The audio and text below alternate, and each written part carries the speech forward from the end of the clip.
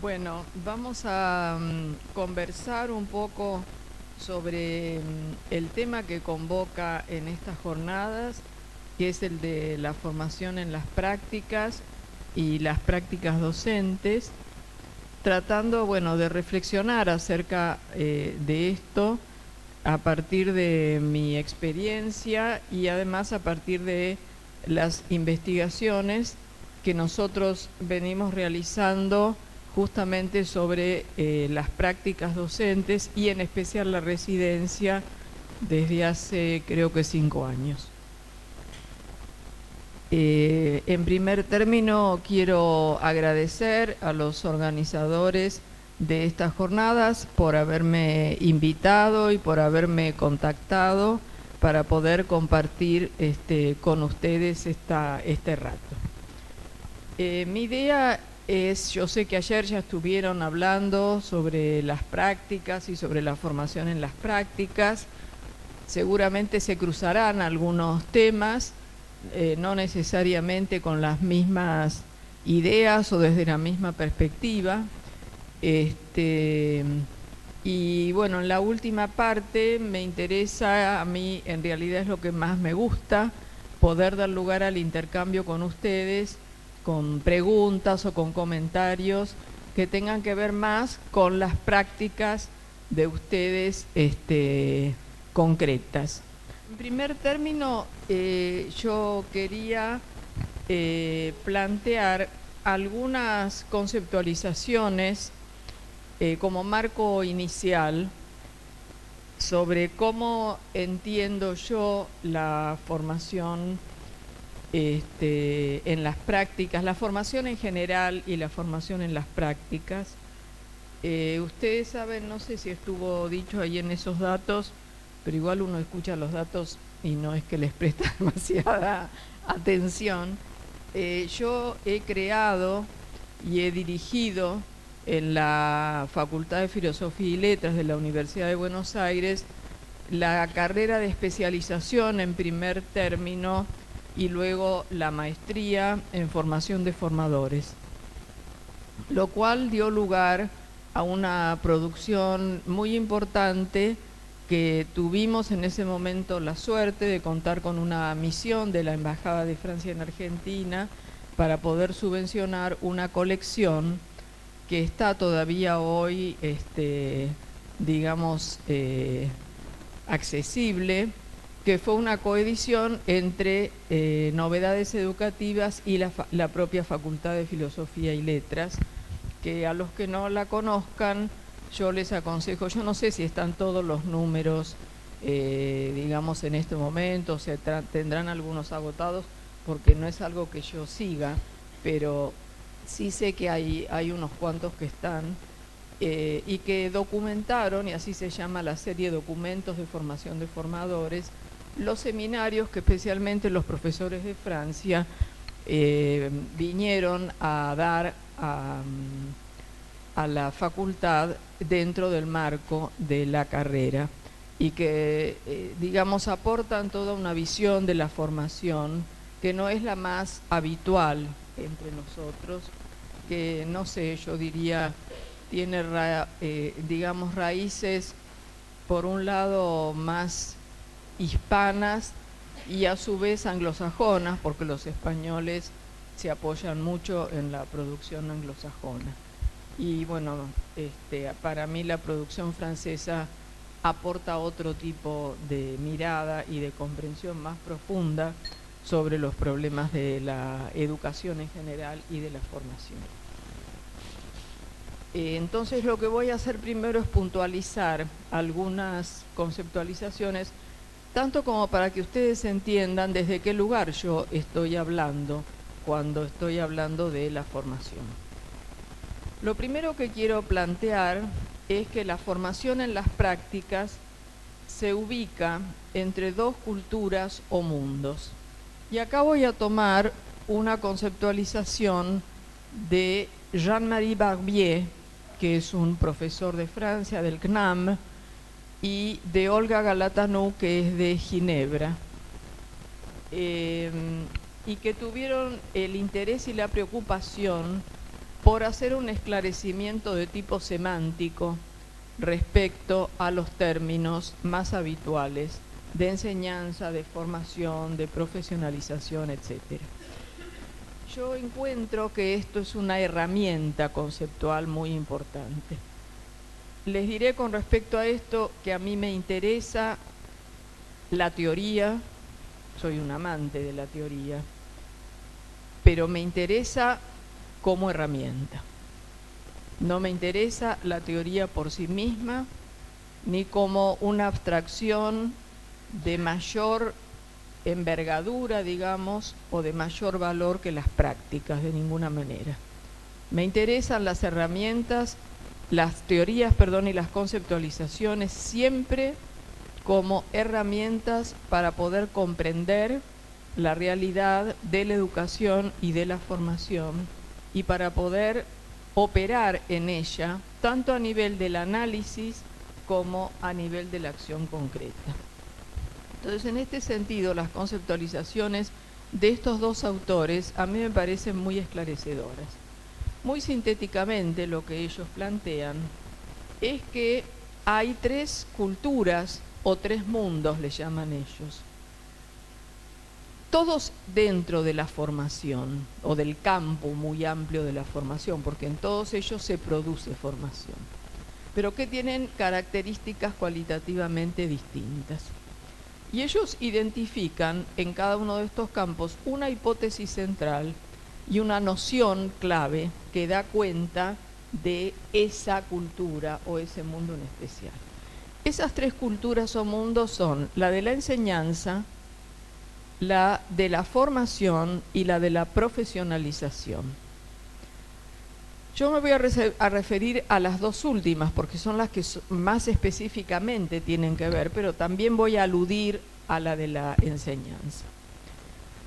La cultura de la enseñanza, solo para ponernos de acuerdo, trabaja sobre una hipótesis que es la de la transmisión de conocimientos y saberes. Es decir, en la enseñanza fundamentalmente lo que se trata es de transmitir conocimientos y saberes que, como ya sabemos todos, son productos culturales, pero que a su vez en el campo educativo sufren una selección, sufren una organización que se plasma en un currículo, que se plasma en programaciones, en textos, etcétera, etcétera. Pero básicamente en la enseñanza, la cuestión está puesta en la transmisión de esos saberes y conocimientos, de manera de que el alumno pueda hacer un proceso de incorporación de esos conocimientos, una incorporación activa, transmisión en términos de comunicación, no necesariamente del trasvasamiento pasivo, pero finalmente lo que está en juego son esos conocimientos y saberes. Esto corresponde fundamentalmente a los niveles en la escolarización de la escuela primaria y de la enseñanza media, pero como seguramente veremos después cuando veamos qué se entiende por formación y qué se entiende por formación y qué se entiende por profesionalización, ya verán ustedes que también la lógica propia de la enseñanza está presente en otros espacios. ¿Cuál es la noción central? Acá la noción central justamente es la de conocimientos y saberes, no la del sujeto. El mundo de la formación, en cambio, pone en el centro al sujeto y la hipótesis sobre la cual se trabaja es la del desarrollo de capacidades en el sujeto. Es decir, en la formación lo que tratamos es de generar situaciones, de fomentar, de ayudar que las capacidades consideradas importantes para un desempeño profesional determinado puedan desarrollarse en los sujetos. Entonces, fíjense que en el mundo de la formación el centro sí está puesto en el sujeto. Es decir, en la formación es el sujeto, porque son sus capacidades, es su desarrollo lo que está en juego. Y la noción central justamente es la de capacidades. Capacidades implica capacidades de todo tipo, implica también los saber hacer, implica también las destrezas, implica también actitudes y disposiciones básicas hacia ese métier en el cual uno va a trabajar. Pero lo fundamental en la formación está entonces en ese desarrollo de capacidades del sujeto. El tercer mundo o cultura es el de la profesionalización. Bueno, digamos que así como en la escuela primaria y media es donde se juega primordialmente la cultura de la enseñanza, es en la enseñanza superior, es en los institutos de formación y en las universidades en las cuales se realiza formación, donde fundamentalmente se juega esta lógica y esta cultura. El tercer mundo, que es el de la profesionalización, tiene que ver claramente ya con el mundo del trabajo. Es decir, ya están los sujetos no en situación de prepararse para o de anticipar aquellas capacidades que va a necesitar para su trabajo, sino que ya estamos trabajando.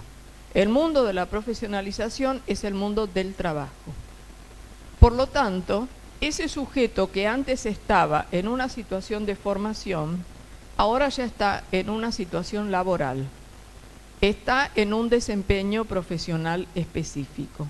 Por lo tanto, está inmerso en el mundo del trabajo, lo cual significa que está en las instituciones propias del tipo de prácticas de la que se trate, el médico en el hospital o en el consultorio privado, el docente fundamentalmente en los espacios escolares y en otros espacios donde también puede darse formación y educación que no sean exclusivamente la escuela.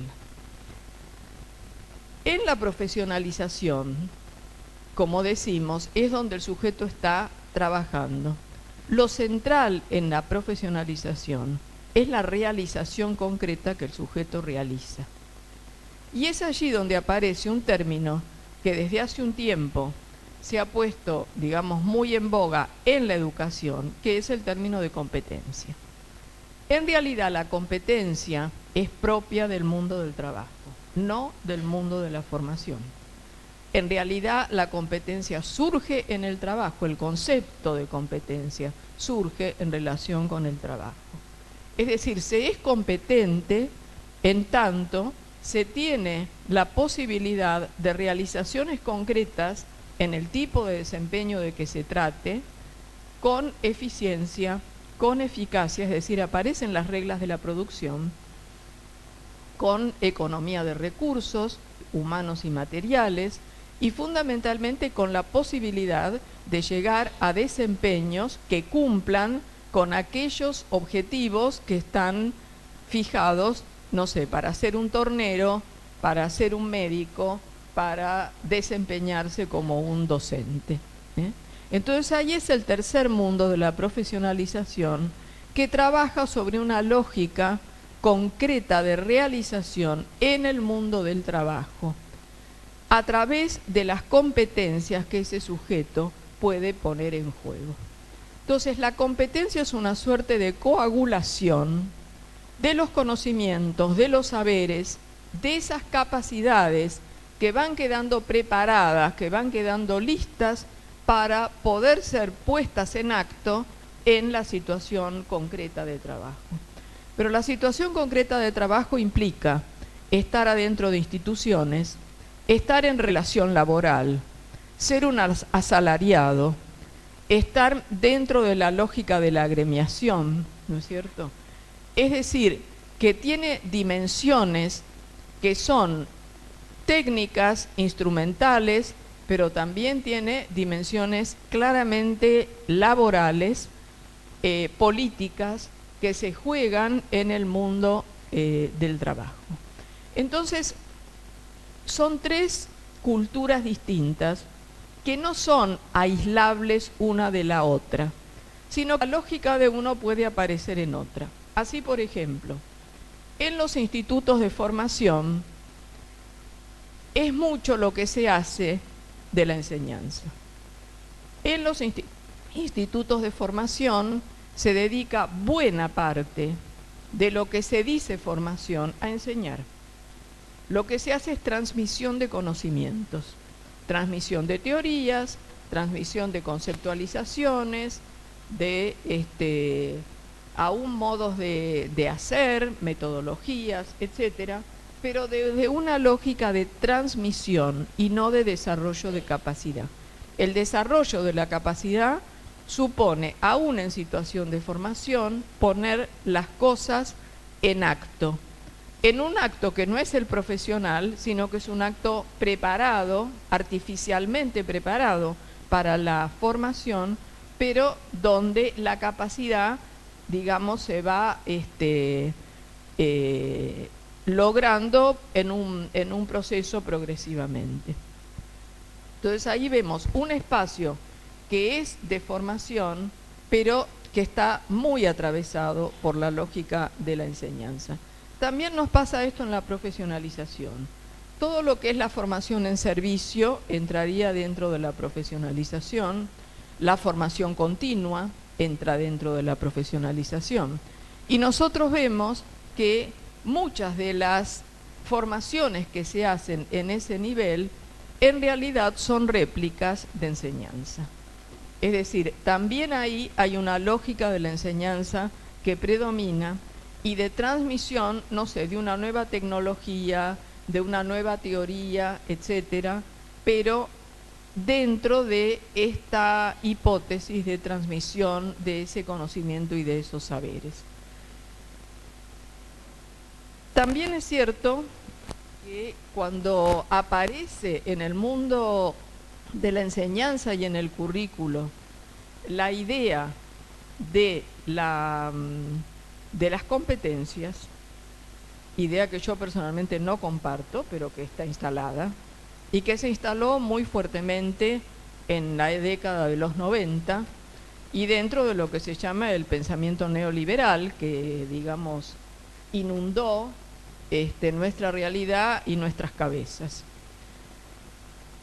La competencia pensada en el mundo de la enseñanza, por lo tanto, en la educación primaria y en la educación secundaria, es un cruce de la lógica de la profesionalización en la educación. Y también esto ha pasado en el campo de la formación. Quiero decir con esto que no estoy yo diciendo son mundos totalmente separados, no, no, no. Se entrecruzan y un ejercicio importante es poder analizar en las prácticas que uno mismo realiza como formador cuánto hay de cada una de estas lógicas, ¿no? Para intentar modificar. Porque si los institutos de formación, para ir concretamente a lo nuestro, se dedicaran efectivamente a la formación, a la hora de las prácticas, desde primero a cuarto año, los estudiantes estarían provistos de una cantidad de herramientas importantes que le permitirían moverse concretamente, actuar en ese campo de la enseñanza, ya sea primaria, media o superior. Por eso les digo, traigo esto como herramienta teórica. Y esa herramienta teórica justamente nos tiene que permitir, como dice el título de esta conferencia, la interrogación y la reflexión. Y creo que es un ejercicio bien interesante para poder hacer. Y vuelvo a decir, no son campos aislados y las competencias tienen componentes de conocimiento y de saber y también tienen antecedentes de capacidades, porque la capacidad tiene que ver con el saber hacer, pero está puesto ese hacer en la concreción de un aquí y ahora donde la ejecución, donde la realización se efectiviza. Bueno, esta entonces es una primera cuestión. Una segunda conceptualización, y vinculada de alguna manera a esto, es que la formación en las prácticas es lo que nosotros llamamos, y otros, una formación preprofesional. Es decir, hay un campo profesional que es el del ejercicio de la docencia, y la formación en las prácticas está justamente dentro de lo que podemos denominar formación preprofesional. ¿Qué entendemos por esto? Entendemos por esto todo ese conjunto de acciones que se acercan a lo profesional y que se acercan a lo profesional lo más posible para poder entrenar al sujeto, para poder hacer un desarrollo de esas capacidades más cercano a lo que va a vivir en su vida cotidiana cuando esté trabajando. Y en este sentido es que es preprofesional, pero no deja nunca de ser formación preprofesional. No es acción preprofesional, es formación, porque hay una serie de recortes, hay una serie de cuidados. Al practicante, por ejemplo, se lo lleva a determinada institución. El practicante debe realizar una planificación con tales y tales características. El practicante debe responder a la lógica que el instituto plantea, por ejemplo, del constructivismo, etcétera, etcétera. Es decir, está presente lo que hace a la formación, que es el artificio. La formación, justamente, y es el tercer enunciado que quiero transmitirles, la formación para y en las prácticas es un artificio. O sea, no es el desempeño real, es una simulación, por cercano que esté y aunque esté hecho en las escuelas, está preparado, está cuidado, y es en este sentido que se puede hablar de un grado de ficción o de una ficción que este tipo de formación en las prácticas conlleva. Es decir, hay un grado de artificiosidad en los tiempos, en los espacios, en las responsabilidades, en las funciones que se le adjudican, etc. Otro enunciado es que la formación está de alguna manera dicho, cuando tomo lo de Vallée, es del sujeto que se forma. Uno puede preguntarse cuál es el sujeto de la enseñanza, por ejemplo.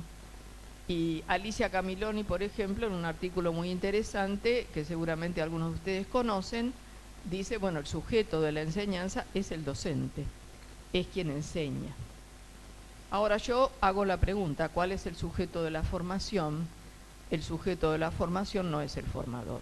El sujeto de la formación es el sujeto que está en formación. Justamente por esto del desarrollo de las capacidades. La formación, y esto es una, digamos, definición que yo tomo de Gilles Ferry, la formación es una dinámica de transformación del sujeto. Gilles Ferry dice, es una dinámica, un desarrollo del sujeto. Es una dinámica del sujeto que va de forma en forma, que se va modificando, que se va cambiando, que va haciendo una búsqueda en la formación. Pero entonces la formación es importante que tengamos siempre claro que no es lo que nosotros hacemos como formadores, es lo que se va dando y se va produciendo en el sujeto que se forma. Es decir, son esos procesos, son esos distintos cambios, modificaciones que se va dando. Y yo agrego esto de que la formación es una dinámica de transformación del sujeto, porque, y esto cada vez lo estoy trabajando más, si no hay transformación del sujeto, no hay formación. Es decir, uno puede hacer 20 cursos en esta cosa del cursillismo que, digamos, se impone no de hoy, de siempre. Cuando yo empecé me recibí de maestra, ya estábamos con el cursillismo, lo más probable es que uno entre y salga. Y transformación poco queda. Por eso yo insisto, es que la formación es una dinámica de transformación del sujeto, es decir, algo del sujeto tiene que cambiar, algo del sujeto tiene que modificarse para que efectivamente haya formación. Entonces, la formación es del sujeto, el sujeto, como ya dije antes, es el protagonista central de la formación. Ese sujeto en la formación inicial es un adulto joven, que muchas veces cada vez lo vemos más joven, pero que en general interactúa con otros que ya no son tan jóvenes y que en un momento de su vida deciden hacer una carrera de formación para poder tener alguna salida laboral. Durante la formación continua ya estamos hablando de un adulto con responsabilidades claras sociales, familiares, políticas, religiosas, etcétera, etcétera, que hacen, digamos, a los derechos y a las obligaciones que tiene un sujeto adulto. Entonces, cabe una pregunta. Si la formación es del sujeto y si el sujeto es el protagonista de la formación, ¿qué lugar nos queda a nosotros? Y ahí también lo sigo a Gilles Ferry en el sentido de que él dice, en realidad son mediaciones.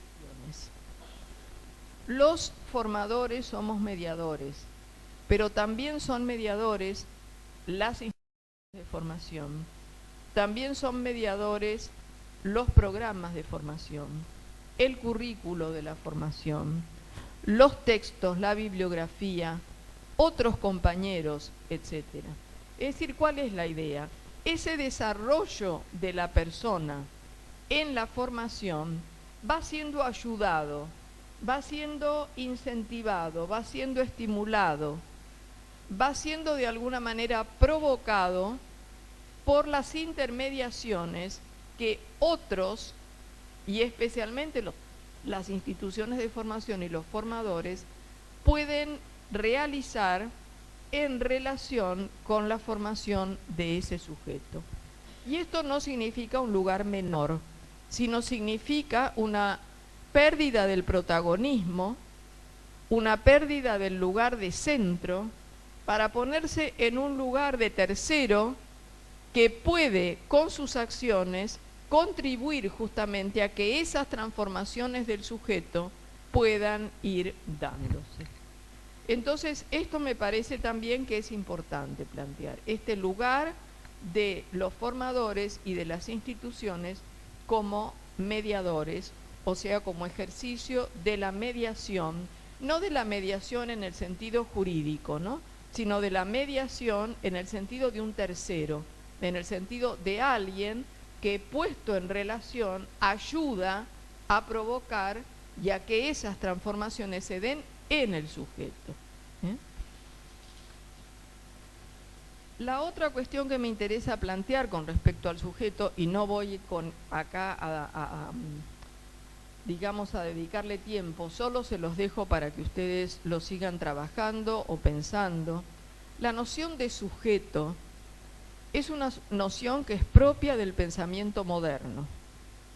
Es decir, es una noción que tiene un origen en el pensamiento griego clásico, pero que es retomada en el pensamiento moderno. Y dentro del pensamiento moderno, el sujeto es entendido como sustrato, es decir, como algo que subyace, como algo que está más allá de A, B o C, que sean los sujetos, y que es más bien del orden de la esencia. O sea, todo esto tiene que ver con un modo de pensar. Y es fundamentalmente René Descartes quien contribuye a estas formas de pensar. Y en realidad, estudiándolo a Descartes, y de ustedes los que hayan estudiado filosofía, Descartes en sí mismo era mucho más flexible de lo que lo hicimos después, mucho más flexible. Descartes mismo decía que pensar es buscar, es interrogar, es querer, es apreciar, o sea, daba una cantidad de verbos, 8 verbos da, de lo que es pensar, que muestran que en realidad para él pensar no era puramente lo racional, que fue lo que después fue quedando en la historia de nuestro pensamiento, quedó el racionalismo puro, digamos, y se desprendió de todo lo otro. Cosa que en este momento que se está volviendo a incorporar el pensamiento de un coetáneo de Descartes, que es Baruch Spinoza, Spinoza justamente se ocupa de lo otro, de las emociones, del ser afectado, digamos, del afectarse, del encuentro con el otro, etc. Pero, bueno, esto tiene que ver con la historia del pensamiento y con cómo ciertas ideas, de pronto, en los desarrollos posteriores, van quedando algunas líneas de pensamiento y van quedando en el olvido otras. Pero bueno, no cabe duda que se le atribuye a la filosofía cartesiana esta importancia en lo racional, que sí la tiene, no cabe duda que sí la tiene, y por otro lado, y que sí esto estaba presente claramente en Descartes mismo, el pensamiento dualista. Es decir, para poder llegar a la esencia, para poder llegar a la verdad, para poder llegar a esa verdad clara y evidente que él buscaba y que él define en el cogito ergo sum, es decir, en el pienso luego existo, para poder llegar, digamos, a esto, está desde ya lo racional presente, pero está también una lógica disyuntiva, es decir, una lógica de separación. Y por eso también es al pensamiento moderno que nosotros le debemos algo que también en este momento está en fuerte revisión con las filosofías actuales, que es, por ejemplo, las divisiones tajantes cuerpo-mente, alma-cuerpo, vida-muerte, teoría-práctica, etcétera. Nuestro pensamiento está moldeado por esos modos de pensar. Entonces, lo que tiene que ver con el concepto de sujeto proviene de ese modo de pensar. Yo estoy trabajando mucho sobre esto en este momento, porque ese concepto de sujeto, en las formas más actuales de pensar, es como que requiere ser modificado, porque el sujeto a su vez, en tanto pensado como sustrato, nos plantea lo inamovible del sujeto y va atado al concepto de identidad. El concepto de identidad tiene que ver con la mismidad, con el sentido de lo que es idéntico a sí mismo, es decir, con aquello de nosotros mismos,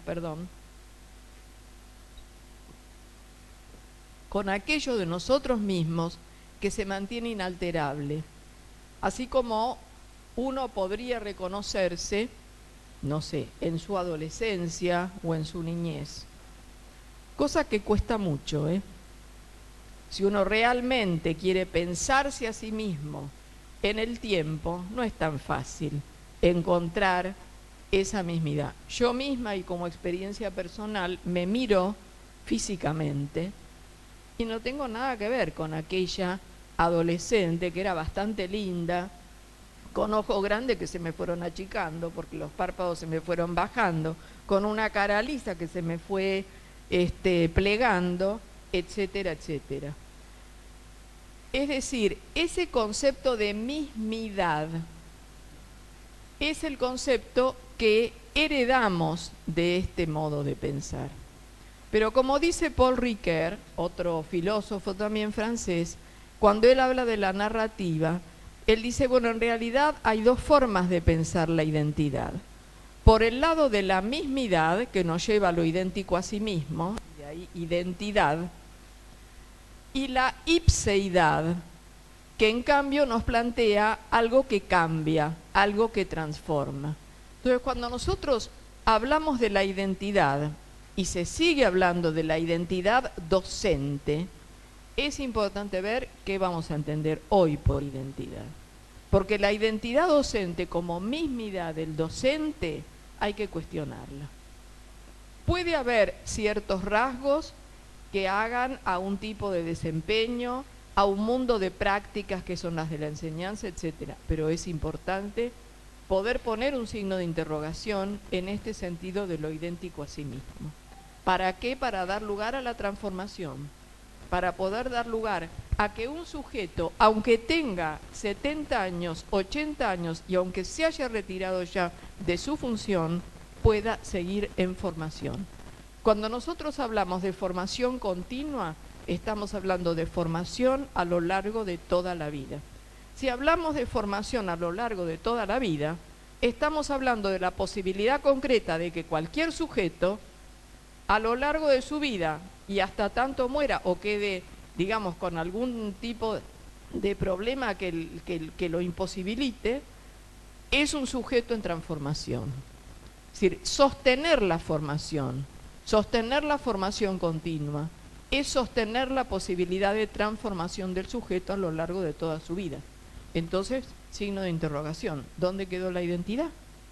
Porque si la identidad quedó allá fijada, a los 20, a los 25, no sé. Entonces, ¿qué pasó el resto? ¿Qué es acumulación a esa identidad o es proceso de transformación que hace que ese sujeto se vaya cambiando, se vaya modificando, aunque pueda haber algo de continuidad, aunque pueda haber algo de reconocimiento de, en su propia historia, en su propia biografía, digamos, de algunos elementos que puedan persistir. Entonces, esto es lo que yo les quería decir. En este momento, creo yo que al sujeto hay que entenderlo como construcción de subjetividad. Lo que hace un sujeto es construir su subjetividad a lo largo de toda su vida. En la vida familiar, en la vida religiosa, en la vida social, en la vida escolar, en sus distintos tramos, en la vida laboral, etc. Estamos en procesos de construcción de nuestra subjetividad a lo largo de toda la vida. Y no es lo mismo hablar de construcción de subjetividad que hablar de sujeto. No sé si me siguen. Por eso yo digo, acá hay que poner un signo de interrogación y hay que ver en qué sentido es que estamos hablando de sujeto. Bueno, la otra cuestión es que el practicante, y estamos en la formación, el residente, tienen en el momento en que entran en contacto en una institución de formación con ella y con los formadores, tienen una historia construida. Es decir, tienen una subjetividad que ya se ha venido dando a lo largo de su vida y en las relaciones con los otros. Porque el tema de la subjetividad es que la subjetividad no es psi. La subjetividad no es una construcción psicológica. No, es una construcción que tiene en parte lo psicológico en juego y lo psíquico, pero que es social eminentemente. O sea, esa subjetividad se construye en la relación con los otros, ¿no? Entonces ese practicante o ese residente, ese estudiante de la formación, tiene una historia construida que además la va a seguir modificando, ¿no? Y se va a iniciar en la carrera docente desde algún lugar que es importante conocer, que va a hablar de su historia, que nos va a permitir entender sus expectativas conocidas y conscientes, sus deseos inconscientes, las figuras de formador que han dado marca en su historia y las características de esto, tanto las figuras de modelos como las figuras de los contramodelos, que son muy importantes también en la formación. Entonces, el practicante pensado como sujeto, en el sentido de construcción de subjetividad, es importante que sea conocido, es decir, que se tome un contacto, que se entre en la lógica del encuentro con el otro para poder incluirlo, para poder alojarlo, digamos, plenamente en las instituciones de formación. Y en estas construcciones de subjetividad, tanto son importantes, como digo, los componentes psíquicos como los componentes sociales, los componentes éticos. Es decir, todo esto hace a la construcción de la subjetividad a lo largo de la vida del sujeto. Y una cuarta cuestión para pasar a hablar de las prácticas es que el formador tiene que haber podido, tiene que haber podido tener la experiencia de algo que un autor francés, que es Jean-Claude Filloux, llama el retorno sobre sí mismo. Esta característica del retorno sobre sí mismo es algo que yo entiendo marca cualitativamente a un formador de un no formador. Es decir, si el formador es alguien que sabe, que conoce, que busca conocimientos, que se apropia de conocimientos, pero que no puede pensarse a sí mismo, que no puede volver sobre sí mismo, que no puede cuestionarse, que no puede pensar acerca de sus emociones, de sus formas subjetivas de relacionarse con el otro, etc. Para ser un formador, digamos, solo cubre algunos aspectos. Entonces, este retorno sobre sí mismo, que es una capacidad de volver sobre sí, de retornar sobre sí, en este sentido es de carácter reflexivo, ¿no? Pero que lo que es importante es que ese retorno sobre sí no se hace a solas, no se hace de manera aislada, no se hace solo por un interés o una intención de autopensarse, por ponerle un nombre, sino que se hace siempre a través de los otros y no del aislamiento.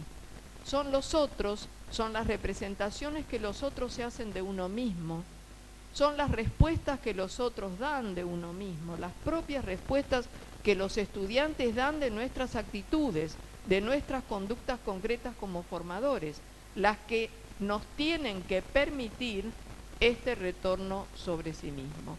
Y no solo una imagen ego, es decir, egocéntrica o elaborada solo por uno mismo, que es por lo general de carácter puramente defensivo.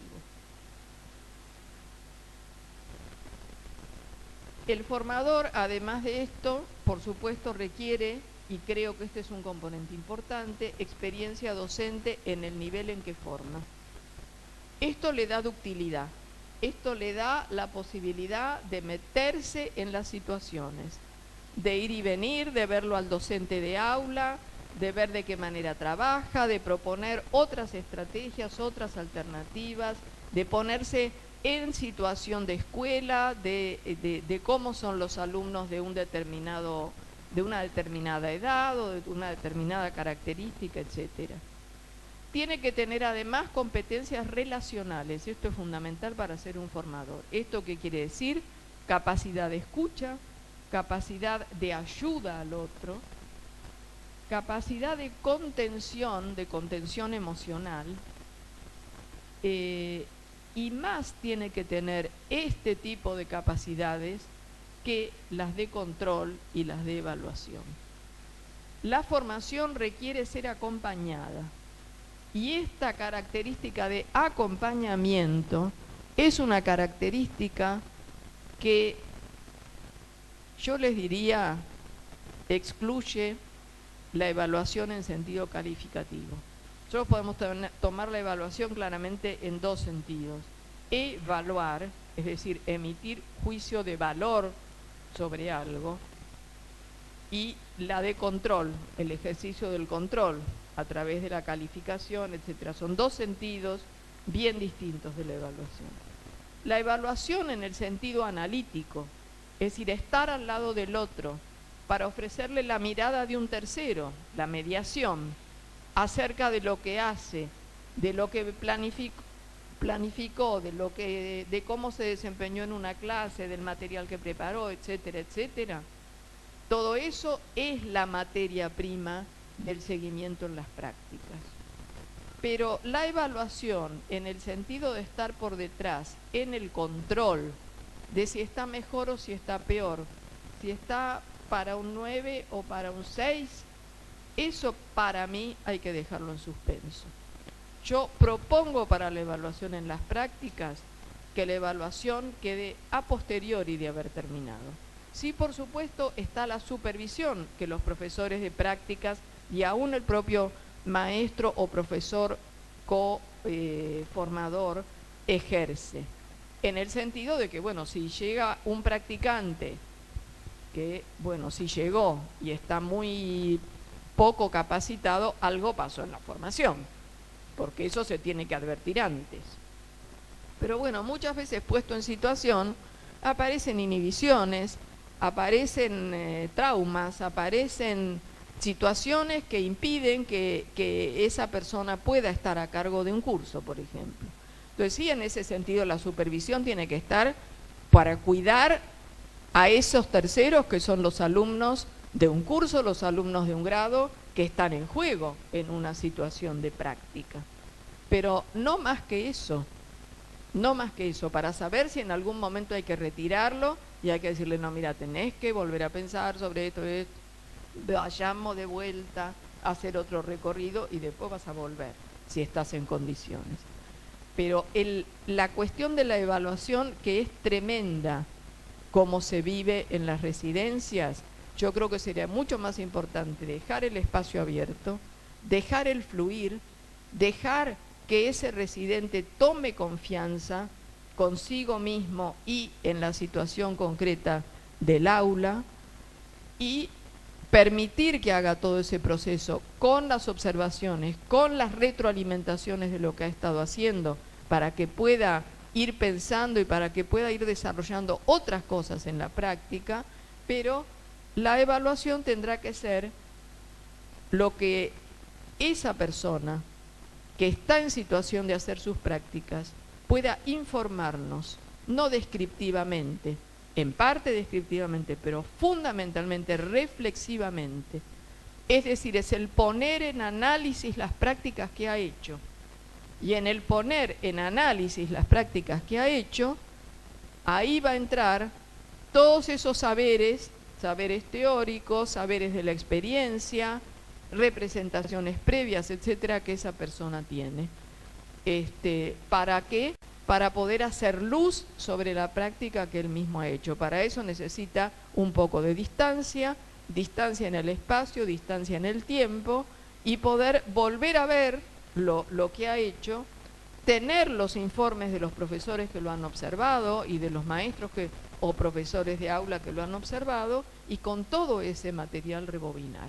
Porque ahí es donde se da realmente una instancia formativa reflexiva, que es lo que escasea, porque hablamos de la reflexión, pero en nuestras experiencias la reflexión, la verdad es que escasea. Bueno, rápidamente, porque me dicen que ya estoy en los 50. El concepto de prácticas, que sé que ayer algo de esto hablaron. La práctica, el concepto mismo de práctica, etimológicamente tiene que ver con el uso continuado de alguna cosa. Eso es la práctica, es el uso continuado de alguna cosa. Es decir, también es el ejercicio de un arte o de una facultad o de un oficio conforme a ciertas reglas, y que esas reglas son transmitidas bajo la dirección de alguien que es experto en eso, es decir, de un maestro, que permite el aprendizaje de una profesión. También práctica, y esto no hay que perderlo de vista, es lo que se hace, es lo que se produce. Y esto es siempre una transformación de la realidad. La práctica es una transformación de la realidad. Sea una práctica material, sea una práctica relacional, como lo es en la educación,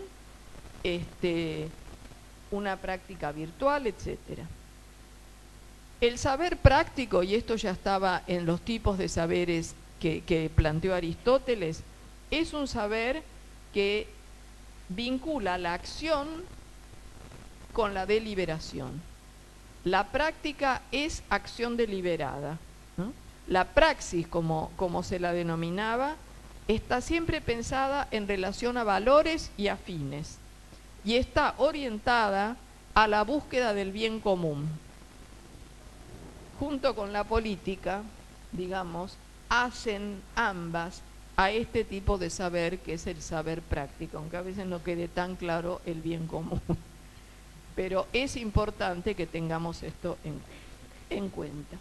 Entonces, el saber práctico es un saber deliberado, de ahí que toda la intensificación actual en las prácticas reflexivas, bueno, esto estaba ya planteado de alguna manera en lo que nos decía Aristóteles, ¿no? La otra cuestión es esto de la relación teoría-práctica. La relación teoría-práctica es una construcción que proviene de los dualismos, que proviene del pensamiento disyuntivo, del pensamiento que disocia, como decíamos antes, y que yo sinceramente creo que hay que dejarla de lado. Porque creo que seguir insistiendo en las relaciones, seguir insistiendo en la separación. Teoría y práctica son una unidad. En la práctica tenemos componentes teóricos, en los componentes teóricos, en las teorías tenemos componentes prácticos. Entonces yo creo que seguir perdiendo tiempo en la formación, con la famosa y remanida relación teoría-práctica, sobre la cual nunca hay mucho avance, no tiene sentido. Yo utilizo en este sentido el ideograma del Tao, del Yin y el Yang, no sé si lo recuerdan. Dentro de un mismo círculo, la figura del Yin, la figura del Yang, totalmente complementarias dentro del círculo. Pero además, donde el Yin tiene un punto, que es el Yang, y el Yang tiene un punto adentro, que es el Yin. ¿Esto qué quiere decir? Unidad, complementariedad y inclusión del otro, del opuesto, del distinto, dentro de cada uno de los componentes. Entonces yo creo que hay que pensar desde la unidad, hay que pensar ya no desde un pensamiento disyuntivo, sino desde un pensamiento que une, ¿no? Un pensamiento que trabaja sobre la conjunción y no sobre la disyunción. En este sentido, y vuelvo a dejar otra pregunta, creo que lo importante en la formación en las prácticas es que nosotros nos preguntemos siempre cuál es la lógica, cuál es la manera de pensar que nosotros utilizamos cuando hablamos de la formación, hablamos y hacemos formación en la práctica.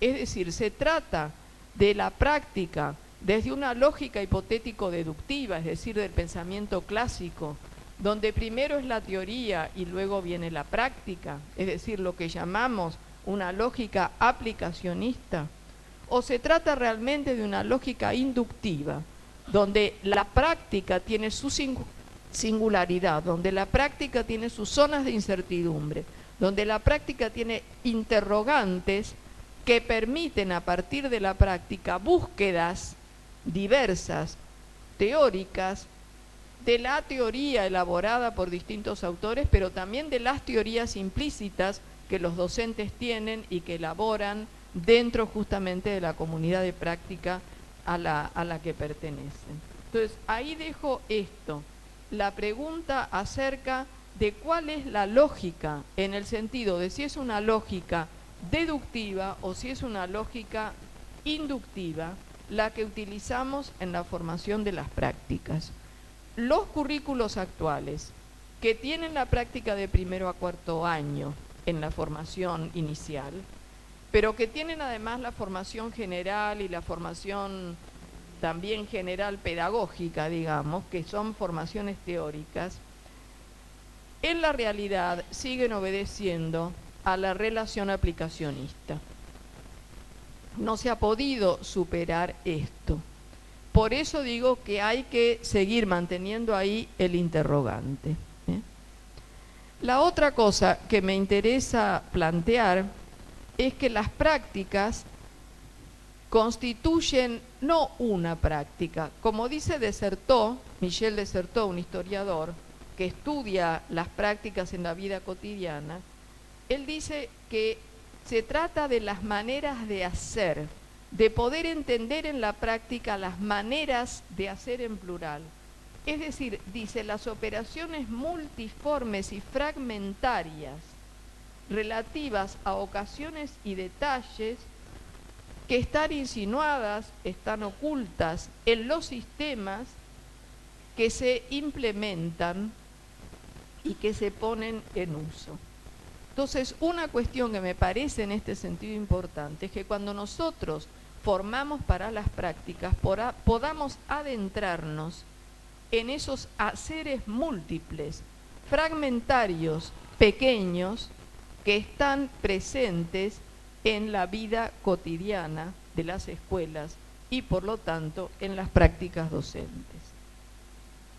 Como ya dije antes y solo lo menciono, la práctica es transformación de la realidad en otra realidad, que implica la actividad de un sujeto humano puesta en juego en un medio social que va a ser provocadora de cambios que van a revertir sobre el sujeto, y en este sentido sobre su construcción de subjetividad, pero que van a revertir sobre el medio, que al ir modificándose las prácticas, ese medio se va modificando. Bueno, como me queda poco tiempo y quiero darles lugar a ustedes, simplemente lo que quiero es plantear 3 diferencias o 4. Una cosa que supongo que ayer en la charla de experiencias tal vez se acercaron a esto. Una son las prácticas reales. O sea, ¿qué son las prácticas docentes? Las prácticas docentes son las prácticas reales que se realizan en los entornos, en los contextos en los cuales las prácticas docentes se llevan a cabo. Léase fundamentalmente en las escuelas y en las instituciones escolares, pero también, y esto es importante para abrir la formación en las prácticas, en otras instituciones en las cuales la enseñanza tiene lugar. Y esto es importante en las prácticas de primer año, de segundo año, donde hay que abrir ese panorama, a conocer otro tipo de prácticas que no son solo las escolares y a poder encontrar esas mismas lógicas que dije yo al inicio en esas otras prácticas y poder ponerse en contacto con otro tipo de contextos que son distintos al escolar. Entonces, por un lado están esas prácticas reales, pero esas reales, yo vuelvo a decir, al alumno que está en formación hay que hacerle conocer esas prácticas en este sentido de las maneras de hacer, en este sentido de las 1000 prácticas, es decir, de la minucia, de lo pequeño, de aquello que hay desde un saludo, desde una recepción del padre, desde el inicio de un acto escolar, desde lo que pasa a la hora del recreo, el mate y la factura, etcétera, etcétera, que son las 1000 prácticas que no son solo el ir a dar clase, cómo se dirige, cómo se para, está en el frente, está atrás, habla con habla con él, se dirige a todos, utiliza un lenguaje adecuado, tiene su cuerpo bien puesto, etcétera, etcétera, que son cosas que desde antaño, cuando yo hice la escuela normal, ya estaba en las grillas de observación de los docentes y que continúan todavía en muchas. Que yo no digo que no haya que mirarlo, porque hay que tener una mirada de totalización, una mirada amplia de las prácticas, pero no puede restringirse ni centralizarse en eso. Entonces, por un lado, las prácticas reales. Por otro lado, y que es totalmente distinto, las prácticas normativizadas. Esto lo señala Elsie Rockwell y Ruth Mercado en un artículo ya escrito en el año 88, muy interesante desde las etnografías, con investigaciones etnográficas. Las prácticas normativizadas son las prácticas ideales, son las prácticas del deber ser. Pero a esas prácticas del deber ser hay que bajarlas a tierra. No podemos seguir enseñando desde el deber ser. Traigo acá un dato de investigación porque veo que me va a quedar poco tiempo para hablarles de la investigación. Nosotros lo que encontramos en las residencias es la contraposición entre la lógica del instituto y la lógica de la escuela. Esta contraposición termina siendo un conflicto que lo vive ¿quién? El residente. La institución con su preocupación por la planificación. Otro punto a analizar. ¿Por qué la insistencia en la planificación? Les dejo otra pregunta. La insistencia en la planificación, la insistencia sea en la modalidad de planificación más tradicional, en el sentido programático o de proyecto, etcétera. Pero el peso que se pone a la hora de las prácticas en las planificaciones solo habla de otras cosas que están más atrás de esa situación. Habla de las concepciones de la enseñanza, pero habla fundamentalmente de las lógicas de control y de las lógicas de poder que se juegan en los espacios educativos.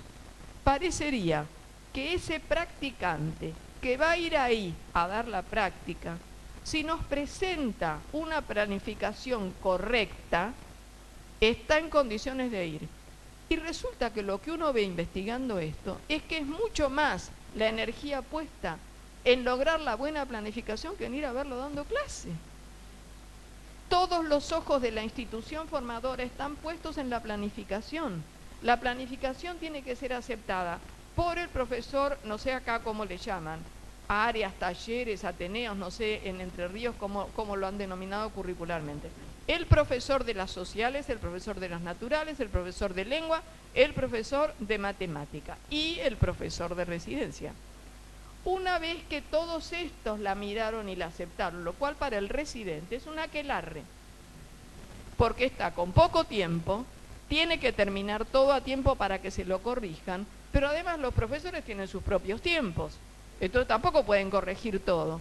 Entonces resulta que a las 12:30 de la noche, el día antes que empieza, le cae la evaluación de uno de los profesores que además le dice, mira, tenés que cambiar tal y tal cosa, como diciendo, no está bien tu planificación. Esto no es uno, son muchísimos los casos que hemos encontrado. Nosotros hacemos investigación singular, no hacemos investigación, digamos, con muestras amplias, no, nosotros utilizamos, nos metemos en una institución y durante un año entero seguimos un grupo de residentes, que pueden ser 6 residentes, que pueden ser 5 o lo que sea, y los seguimos a lo largo de todo el año para ver qué es lo que pasa en la parte más teórica, en los ateneos. En la provincia de Buenos Aires existen los TAIN, que son los talleres integrados, es decir, el dispositivo de residencia con las distintas instancias que ese dispositivo complejo implica. Por eso les digo, lo que yo les digo no son resultados en un sentido generalizable, porque no es esa nuestra investigación. Es cualitativa y es de enfoque clínico, y por lo tanto estudia lo singular. Pero en esa profundidad de la singularidad aparecen montones de cosas. Entonces les digo, el tema de la planificación es tema clave. Interrogante no pequeño, enorme. ¿Por qué en las instituciones de formación seguimos poniendo ese énfasis en la planificación? ¿Qué se esconde por detrás de esto? Y vuelvo a decirles, creo que lo que se esconde es del orden del control y es del orden del poder. Los profesores del instituto pueden asegurar o suponen asegurar el éxito a través de la buena planificación. Craso error, porque ¿qué es lo que nosotros encontramos? Puesto el residente en la situación de práctica, tiene que meterse en la práctica docente escolar que decíamos antes, en la lógica de los intercambios del aquí y ahora, del maestro que está apurado porque venía dando un tema y le cae el practicante y le tiene que dar otro tema o un proyecto si le piden o lo que sea, que siente que se distrae, que siente que pierde a sus alumnos, que siente que pierde la continuidad de su proceso y que por lo tanto, por lo general, tiene ciertos recelos a la aceptación plena de ese residente. Más bien hay rechazo en general que aceptación.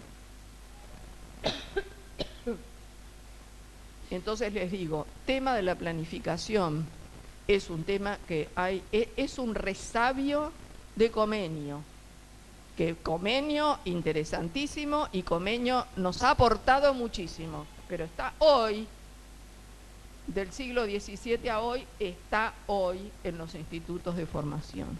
Y esta preocupación por las categorías que Edith Lirwin decían, las categorías clásicas de la didáctica, por esa didáctica normativista, o sea, que normativiza y que prescribe una planificación que va al detalle, es prescriptiva. Entonces, ¿qué libertad para la situación de aula? ¿Qué libertad para ese residente que está haciendo sus primeros pasos, pero que tiene una formación por detrás, que tiene muchos deseos de hacer esa práctica y que quiere un encuentro genuino con los alumnos? Encuentro que no se da, porque esto se da en lo que yo les decía antes, es una situación de ficción. Cuando nosotros vamos a observar una situación de residencia, no es lo mismo que ir a observar una situación del maestro enseñando a los alumnos. El foco es otro. Lo que ahí aparece es la presencia del maestro como coformador, ahí metido en el aula, con las intervenciones que hace. Muy difícil encontrar un maestro que se ponga en su lugar de coformador y que se quede ahí tranquilo. Las intervenciones, nosotros tenemos algunas tipificadas, las intervenciones de los docentes en el aula son permanentes. Muchas tienen que ver con los vectores de control. Fulanito, cambiate de lugar, a este lo tengo que sentar de este lado. Está el residente dando la clase, a ver, ¿me permitís? Quiero darles tarea. Interrumpe la clase y da la tarea de matemática, de lengua o de lo que sea. Digo algunas de las intervenciones que las reconocerán ustedes de su propia práctica. Ahí hay otro punto de la formación, y otro punto para los institutos de formación y para el sistema y las políticas de formación. ¿Qué formación para el coformador? ¿Qué participación para el coformador en el proyecto que tiene que ser interinstitucional de la residencia y de la formación en las prácticas? No es cuestión de que todo decide el instituto y usa el espacio de la escuela para que ahí se puedan hacer las prácticas. No, la lógica es otra. Hay un proyecto de formación para los futuros docentes que hace a la calidad educativa de todos. En ese proyecto las escuelas tienen que participar. Por supuesto que esto requiere de condiciones de reconocimiento, aún de recondiciones materiales, de recondiciones de salario, de condiciones, digamos, de cierta acreditación de que sos maestro coformador, que no es lo mismo que no serlo. Y ahí está el sistema, que tiene que acompañar con condiciones lo que decide en los papeles, en un currículo o en una normativa. Entonces, ahí en esa situación se juegan enorme cantidad de cuestiones.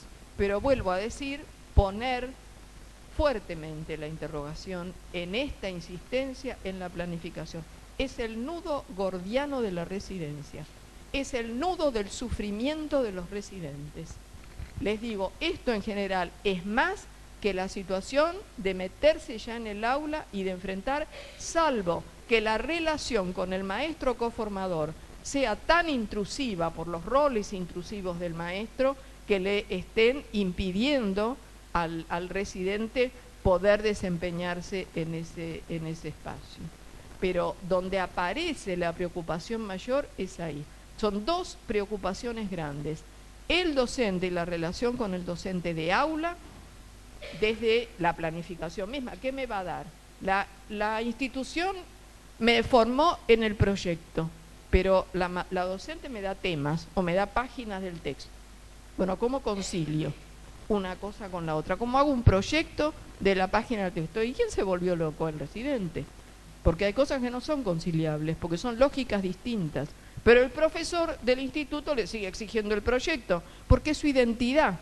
O sea, el instituto se juega, por ejemplo, en la lógica del proyecto, porque parece ser la novedad, parece ser lo que identifica ese saber propio de la institución de formación. O se juega en el constructivismo. y nos dicen, no tengo ahora tiempo, pero tengo montones de datos de los docentes, de los residentes, y los residentes dicen, ¿cómo ser constructivista? Dicen, ¿cómo ser constructivista en 3 semanas? ¿Cómo ser constructivista en una escuela que enseña tradicionalmente? Tienen razón. Ahí está el sentido que yo les digo de que la práctica docente no es la práctica normativizada, no, es la práctica real. Por eso las otras prácticas anteriores a la residencia tienen que meterse en el aula, pero tienen que ir ahí, tienen que ir a meterse en el meollo de la cuestión, a ver cuáles son esas miles haceres o pequeños haceres o detalles que se juegan en la situación de práctica. Eso, justamente ahora que tenemos 4 años y distintos talleres de práctica, tiene que estar previsto ahí. Y no es que es la etnografía. Sí, ¿la etnografía para qué? La etnografía, bárbaro, porque es una metodología que nos permite muy bien poder entrar a observar la institución y observar las aulas. Pero no es la técnica, ahí de nuevo se nos mete la normativización, no es la técnica de la observación etnográfica, holística, naturalista, todo lo que querramos, sino que lo que importa es cómo hace inmersión el practicante en la vida de una escuela, en esa práctica concreta que es la práctica docente en la escuela. ¿Cómo lo hace? Y eso lo tienen que favorecer las otras prácticas. Pero ahí viene otro problema a reflexionar, que es la fragmentación entre las prácticas mismas. Lo cual, yo no digo que es generalizable, vuelvo a decir, pero hemos encontrado, cada práctica hace lo suyo, sigue algún lineamiento curricular, pero alguno en la práctica 1 hace autobiografía y técnicas autobiográficas. Otro hace observación barrial. Otro hace observación institucional y, entre comillas, análisis institucional. En el segundo, el otro profesor no toma en cuenta lo que hicieron ya en el anterior. No hay una carpeta, no hay un, ¿cómo se llama?, un portfolio que tendría que haber de continuación en todas las prácticas. El otro, cada uno con su librito, hace otra cosa, que puede ser valiosa en sí misma y que puede aportar, pero hay que jugar a la integración, porque es la formación en el sentido de capacidades que se van a ir desarrollando en ese sujeto. Entonces, la fragmentación hay que romperla, hay que trabajar en la integración. Por eso les digo, un elemento como un portfolio, donde va quedando lo que el alumno ha hecho, a qué escuela fue, qué informes tiene, qué observaciones realizó, aún con qué metodología hizo las observaciones, a qué llegó como conclusiones, con qué conceptualizaciones teóricas abordó esa realidad que estuvo observando o que estuvo compartiendo. Todo eso hay que verlo, ¿eh? Y la integración en las prácticas también tiene que ver con meterse adentro de las situaciones áulicas, escolares o no escolares, desde adentro, y ponerse al lado del docente. El docente tiene que darse cuenta que es una herramienta para él muy importante, un alumno estudiante. Ustedes vieron, yo no sé en Entre Ríos cómo están las disposiciones, en Provincia de Buenos Aires y en Capital, por la emergencia educativa, porque no hay docentes, se permite que trabajen aún que tengan segundo año de la formación. Y bueno, esto uno lo puede cuestionar curricularmente. Nosotros lo hemos visto. En la última institución hemos seguido un grupo de residentes, de 6 residentes de Ciudad de Buenos Aires. 5 hacía 2 años que eran maestros. Y aquí eran residentes. ¿Qué pasó? Interesantísimo. Porque lo que es la residencia para el novato, que es aprender el ABC, pero que además es sufrir el cúmulo de emociones que le significa la entrada a la escuela, sufrir los miedos de si lo van a recibir o no lo van a recibir, si le van a dar un tema, si va a ser potable para su famosa planificación y proyecto, etcétera. Los chicos es lo que menos preocupa, ¿eh? todo eso que tanto le preocupa al residente, ¿no es cierto?, en ese momento, es lo que hay que saber acompañar, lo que hay que saber contener desde los formadores en ese inicio de residencia cuando son novatos. Pero el que ya tiene 2 años o 1 año de trabajo en la escuela, eso ya lo vivió. Entonces entra a la residencia mucho más seguro. Conoce el terreno, de otra escuela, pero conoce el terreno. Esas terribles ansiedades del comienzo no las vive. Pero entonces, ¿qué nos pasó? Lo que nosotros encontramos y que es interesantísimo es que los residentes le cambiaron el sentido a la residencia. Los residentes, no los profesores. ¿Qué hicieron? Valoraron de la residencia el sentido de consulta. ¿Qué es la residencia para ellos? Es un espacio de consulta. Y lo valoran tanto que dicen, para nosotros es el último espacio donde nosotros podemos tener la mirada de los expertos. Nunca más vamos a tener en las escuelas los profesores de área, los profesores de residencia, etcétera, que vengan a mirarnos y a decirnos otras cosas, otras alternativas, cosas que ven que tendríamos que modificar, etcétera. O sea, aparece todo un sentido de la residencia como consulta. Entonces yo digo, esto no quiere decir que uno adhiera a la reglamentación, pero puesta la reglamentación, dispuesta, porque es reglamentación y ya está, lo interesante es ver en esa minucia que yo les digo de las prácticas docentes en la escuela, en este caso de las prácticas en la residencia, lo que realmente pasa. Y lo que pasa es como en la curva de Moebius, los mismos residentes no se quedaron en la cinta lineal, le dan otra vuelta y encuentran en esa vuelta una valorización de la residencia completamente nueva, distinta, y que el residente nuevo no está en condiciones de poderla pensar porque está demasiado metido en los conflictos que la residencia le están implicando. Bueno, para terminar, porque ya estoy repasada, discúlpenme, pero son temas de los que yo podría hablar mucho tiempo, como ven. Lo que quería simplemente es decirles algunos sentidos que nosotros hemos podido en la investigación tomar, advertir, qué sé yo, descubrir. Una de las cuestiones es que la residencia es un espacio de múltiples demandas, y esto hay que tenerlo en cuenta. El formador no tiene que centrarse en sí mismo y pensar que es él el que modela el espacio de residencia, no. El espacio de residencia es un espacio de múltiples demandas. El espacio de residencia es un espacio interinstitucional, esto es fundamental. Yo no tengo tiempo ahora, pero tenemos escritas muchas cosas muy importantes. Ha habido desde el Ministerio unos programas especiales sobre la cuestión de lo interinstitucional.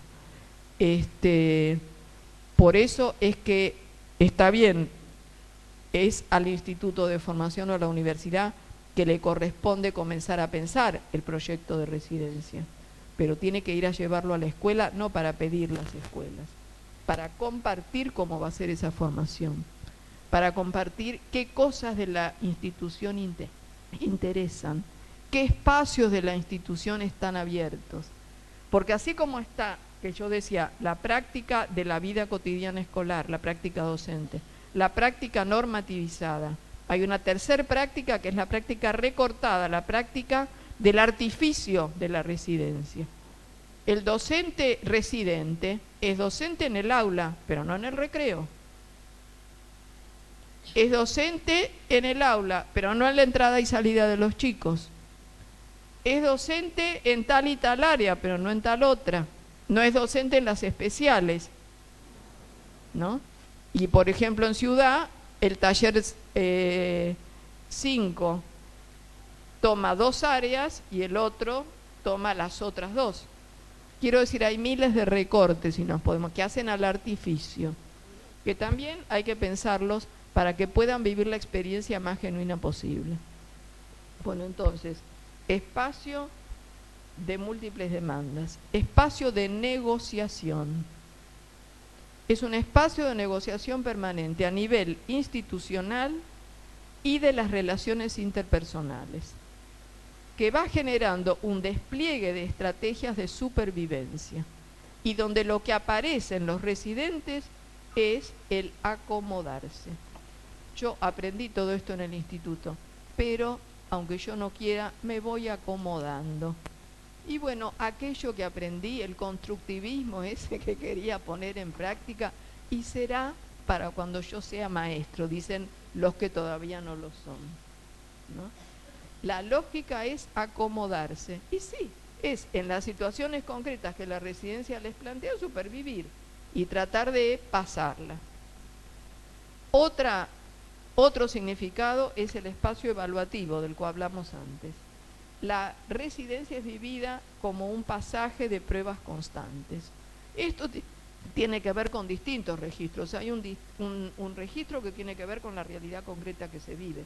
Hay un registro imaginario, es decir, la fantasía, lo que se vive como lo que va a pasar, lo que va a venir, los temores, etcétera, etcétera, ¿no? Y hay, por supuesto, un registro simbólico de los significados que ahí van surgiendo y se van intercambiando. Entonces, el espacio evaluativo y como pasaje de pruebas es otra cuestión bien importante. También pensar la residencia, y solo se los dejo el nombre, como un no lugar.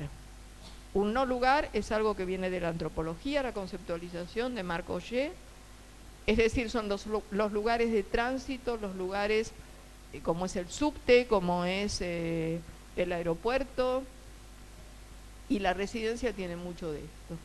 Por eso es muy difícil pensar dónde se apuntala el residente. Yo no digo dónde se identifica, dónde se apuntala, a dónde, digamos, pone los pies sobre la tierra, porque es un tiempo breve, transitorio, soy docente pero no lo soy, etcétera.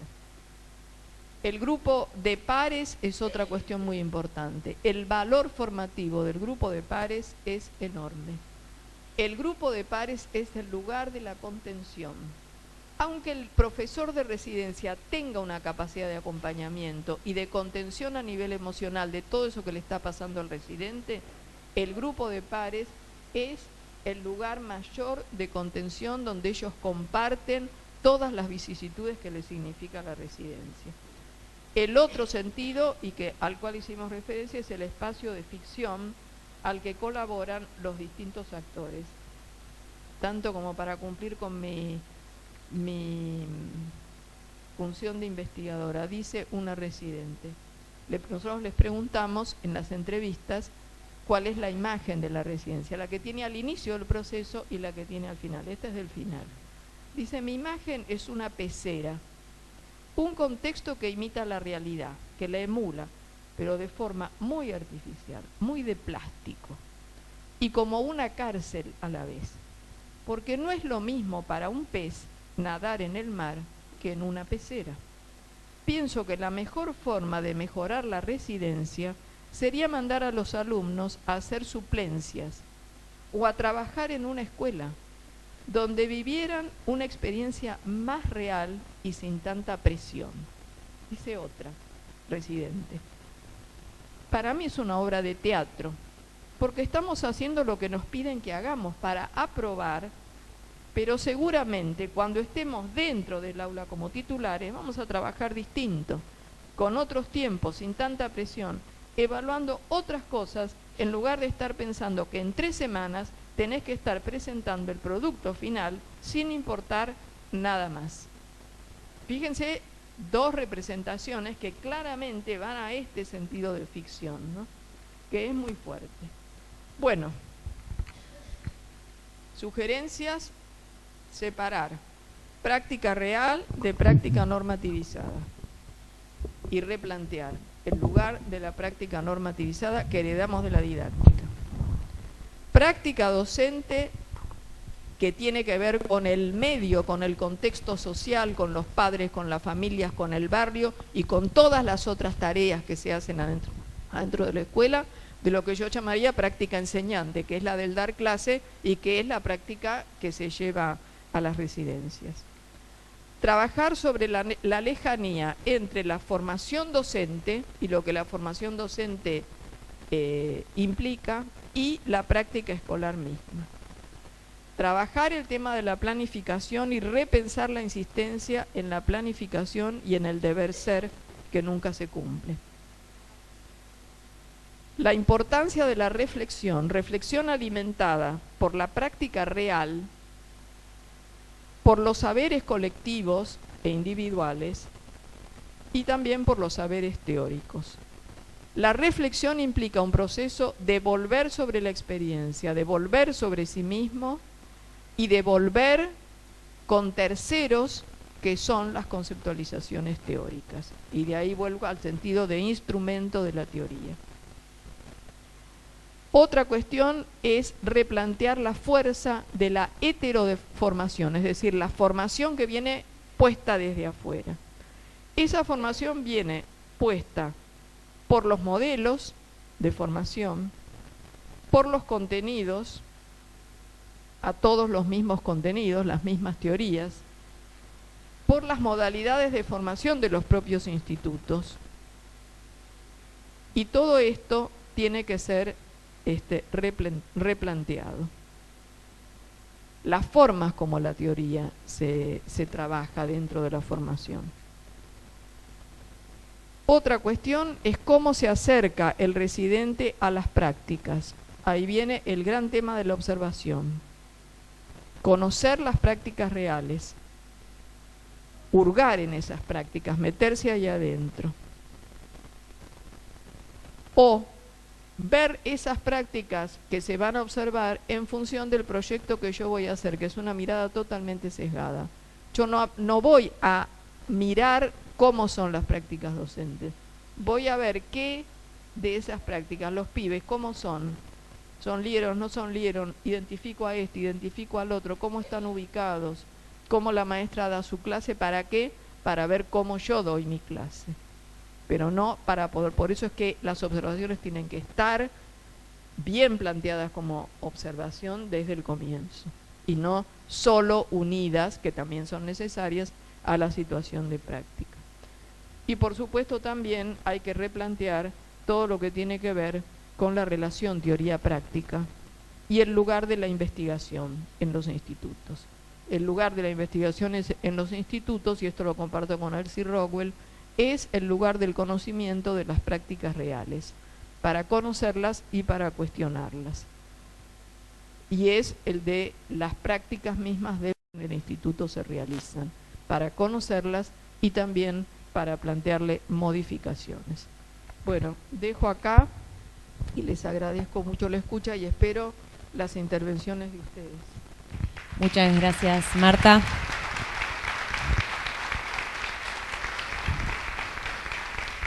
Gracias.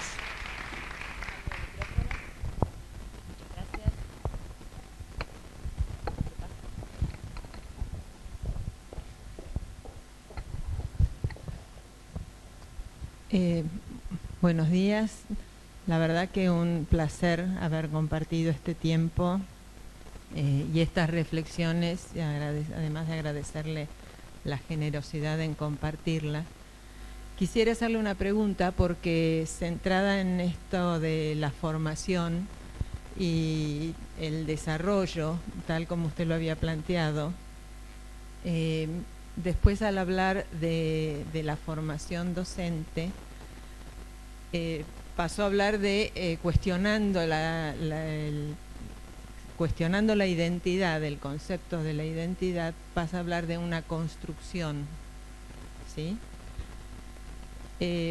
Hay como un salto, una diferencia entre desarrollo, que es algo propio del sujeto que irá creciendo con el tiempo, a que pasemos a hablar de una construcción, ¿no? Quisiera ver cómo es ese paso, como usted lo explica. Para mí es como un salto, ¿sí? Es un salto teórico. Sí, es cierto. Cuando yo digo desarrollo lo estoy tomando de Gilles Ferry. De Gilles Ferry. Él dice que la formación es un desarrollo de la persona, ¿no? Que es ese proceso de ir de búsqueda de forma en forma. O sea, formación, pensando en el sufijo ion, que tiene que ver con movimiento, que tiene que ver con cambio, ¿no? Ahí hay, desde el punto de vista teórico, efectivamente un concepto de desarrollo que uno lo puede ver desde lo evolutivo, etcétera. Personalmente, yo lo que creo es que lo que se da es una construcción. No es que hay un desarrollo de capacidades ya dadas o de inscripciones orgánicas y demás, que las hay, no es que no estén presentes, pero sí hay una construcción con todo eso, ¿no? Yo acá no tuve tiempo de plantearlo, pero yo trabajo desde las teorías de la complejidad hace muchos años, no ahora que están un poquito más en boga. Hace años que yo trabajo desde las teorías de la complejidad, y la didáctica que yo he planteado es una didáctica que trabaja desde la complejidad, ¿no? Y el concepto de construcción, a ver, es una forma de entender la dinámica, no el desarrollo. Es decir, ese sujeto está en dinámica, está en movimiento permanente. Nunca es lo mismo que fue. Cada experiencia personal, social, escolar, relacional con alguien implica modificación. Y en ese sentido nosotros vamos construyendo nuestra subjetividad en esa relación, en el encuentro justamente con el otro, en la medida que ese encuentro en la relación entre personas nos va dejando algo para sentir distinto, algo para pensar distinto, algo para relacionarnos con el mundo distinto. La subjetividad sería ese modo peculiar que nosotros vamos teniendo a lo largo de la vida de relación con el mundo, de relación con los otros y de relación con uno mismo, ¿no? O sea, está muy bien su observación, porque tiene que ver con dos posturas de teoría distintas, ¿sí? Cosa que sí, por supuesto, hay que cuidar, ¿no? Yo cuando hablo de desarrollo siempre tomo, porque Gilles Ferry fue un gran maestro, él falleció hace unos 10 años, un gran maestro de la pedagogía francesa, un hombre sumamente sencillo, que nos decía una frase, y esa frase era tan elucidadora, y la decía en palabras sencillas, no en el rebusque teórico, y nos dejaba pensando. Jean-Claude Filou, por ejemplo, con quien yo he tenido, bueno, los dos tuve la suerte de que fueron mis amigos, digamos, por relaciones académicas inicialmente, pero luego realmente pudimos cultivar una amistad en los viajes de ellos acá, los míos allá, etcétera.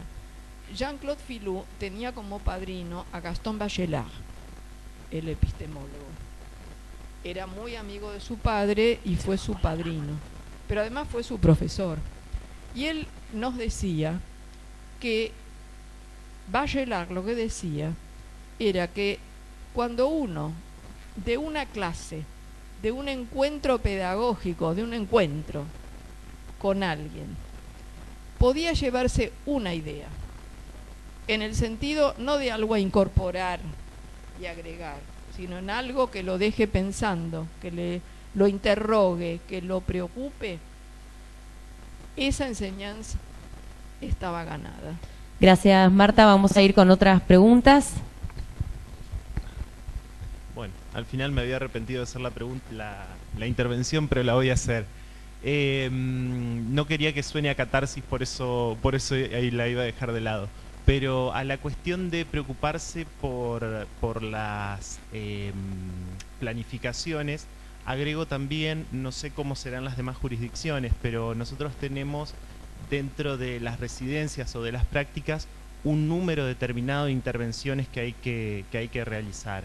Entonces siempre se eligen escuelas que tengan una determinada continuidad, por así decirlo, y generalmente digo la frase, en una escuela donde todo es ideal, dar clases da cualquiera.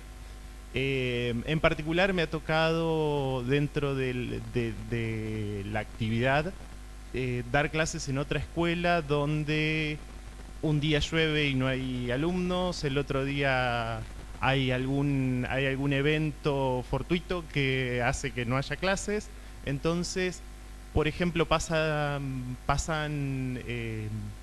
situaciones en las cuales cada 15 días me veo con los alumnos. Entonces, poder retomar la idea, poder retomar las clases es muy distinto a una clase en una escuela donde la continuidad se da normalmente. Entonces, por ahí sería una buena forma de trabajar la residencia o las prácticas, yendo a lugares donde realmente se tenga que poner en práctica la creatividad y demás para poder subsanar estas cuestiones, además de tener alumnos con asistencia, ¿cómo es que le llaman? Irregular, con asistencia irregular o algo por el estilo, donde hay que preparar trabajos para llevar a la casa y demás porque no tienen una asistencia que... Sí, entiendo la preocupación. En realidad esto tiene por detrás, y creo que hubo una conferencia sobre esto, lo que se llaman las buenas prácticas, ¿no? ¿Qué hacemos? ¿Seleccionamos las escuelas donde suponemos que hay buenas prácticas o enviamos a los residentes a escuelas diversas, con contextos sociales diversos y con problemáticas diversas? Bueno, es toda una cuestión que tiene que ser analizada al interior de las instituciones formativas. Si nosotros seguimos la tradición normalista, las escuelas normales tenían sus cursos de aplicación. Los cursos de aplicación, que no se les llamaba justamente escuelas primarias, sino cursos de aplicación, era de aplicación para los futuros maestros. Yo practiqué en curso de aplicación cuando fui maestra. El tema es que acá hay que medir distintas dimensiones. Porque es cierto que hay una lógica de un cierto cuidado en el artificio de la residencia. Si uno, un residente que está empezando, lo pone seguramente en una situación muy difícil, como se dan los contextos vulnerables, en situaciones donde hay muchos chicos con droga, con distinto tipo de problemas familiares, etcétera, es probable que la experiencia en esa situación inicial puede resultar disfuncional o no, si es que hay todo un acompañamiento y una preparación previa, pero que hay que hacerla. Pero creo yo que quedarse solo con la buena escuela o la buena práctica no es suficiente, porque la realidad de la docencia lo va a llevar a otras escuelas con otros problemas, pero además la realidad de la profesión docente hace que el que inicia vaya a las escuelas más difíciles, porque las escuelas más cuidadas las tienen los que tienen más puntaje y que eligen primero, entonces al otro le quedó la escuela más difícil. Por lo tanto, la formación tiene que atender a la formación en esas realidades. Ahí es donde hay que pensar las prácticas de los 4 años en su unidad.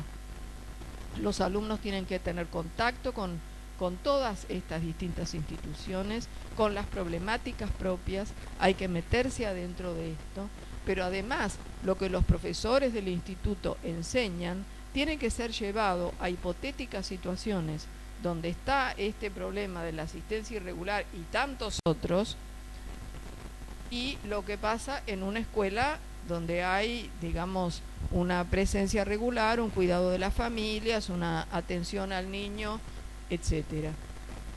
Yo creo que es toda una disyuntiva y que son las instituciones de formación las que tienen que darse la discusión acerca de cómo presentar estos distintos escenarios. Creo que hay que presentarlos y hay que presentarlos en la formación, ¿no? Y hay que ver cómo se puede proceder en esas distintas instancias. Yo personalmente no trabajo sobre el modelo de la buena enseñanza.